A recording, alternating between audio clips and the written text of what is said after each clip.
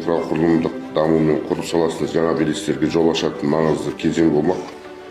Алдағы жылы өңірдің әлеуметтік-экономикалық әлеуетін арттыру, тұрғындардың өмір сапасын жақсарту және заманауи талаптарға сай инфрақұрылым қалыптастыру басты басымдықтардың қатарында. Осы мақсатта тұрғын үй құрылысы, әлеуметтік нысандар салу және инженерлік желілерді жаңғырту бағытында ауқымды жобаларды іске асыру жоспарланып отыр.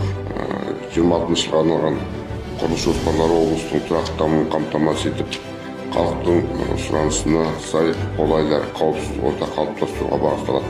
Орналасқан тарихи мәдени ескерткіштердің халықтың рухани мұрасын, ұлттық тарихы мен мәдени дамуын айқындайтын аса маңызды құндылықтар. Тарихи мәдени ескерткіштер облыстың туристік әлеуетін арттыруға, өңірдің әлеуметтік-экономикалық дамуына ықпал ететін маңызды факторлардың бірі екені сөзсіз. Сондықтан олардың сақталуын тұрақты түрде бақылау, техникалық жай-күйін бағалап, ғылыми негізде қалпына келтіру біздің ортақ міндетіміз.